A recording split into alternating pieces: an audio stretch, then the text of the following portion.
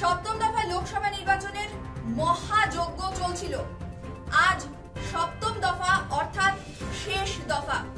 গত 19 এপ্রিল থেকে আজ 1 জুন পর্যন্ত চলল সপ্তম দফার লোকসভা নির্বাচন। সকাল থেকে বিভিন্ন জায়গায় বিক্ষিপ্ত অশান্তির ঘটনা চোখে পড়েছে। 9টি কেন্দ্রে পশ্চিমবঙ্গে নির্বাচন চলছে। তার মধ্যে দুটো ভীষণ গুরুত্বপূর্ণ কেন্দ্র হচ্ছে ডায়মন্ড হারবার কেন্দ্র এবং বসিরহাট কেন্দ্র।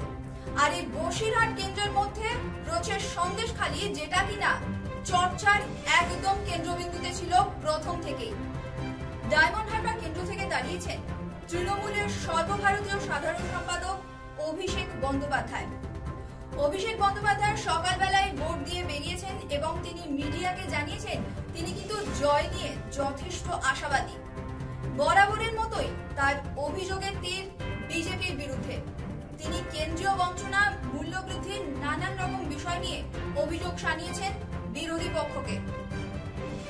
আমরা দেখেছিলাম ডায়মন্ড হারবার কেন্দ্রে কিন্তু বিজেপি সব থেকে শেষে প্রার্থী ঘোষণা করেছিল।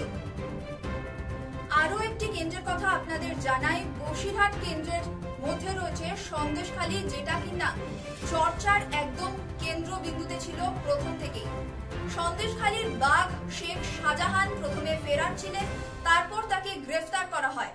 আর তারপর পরই একটা স্টিং অপারেশনের ভিডিও ভাইরাল হয়, যে ভিডিওতে বলা হচ্ছে সমস্ত কিছু ছিল বিজেপির চক্রান্ত। ভিডিওতে বিজেপির মন্ডল সভাপতি এমনটাই জানাচ্ছেন যে শুভেন্দু অধিকারী নাকি টাকা পয়সা দিয়ে সমস্ত নির্যাতনের ঘটনা, নারী নির্যাতনের ঘটনা, ধর্ষণের ঘটনা সাজিয়েছিলেন। অর্থাৎ তৃণমূলের বিরুদ্ধে যে অভিযোগ রয়েছে সেই অভিযোগ সমস্তই ভুয়ো বলে জানানো হচ্ছে। আর এর পরপরই শাসক দলের হাতে উঠে আসে কিন্তু অস্ত্র। তৃণমূল বরাবরই বলে এসেছে যে সন্দেশখালী ঘটনা সাজানো ভুয়ো।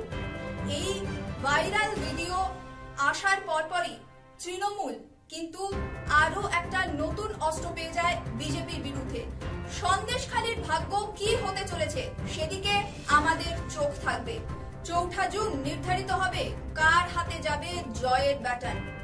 অন্যান্য খবরাখবরের জন্য আপনাদের চোখ থাকুক ক্যালকলিং টিভির পর্দায়।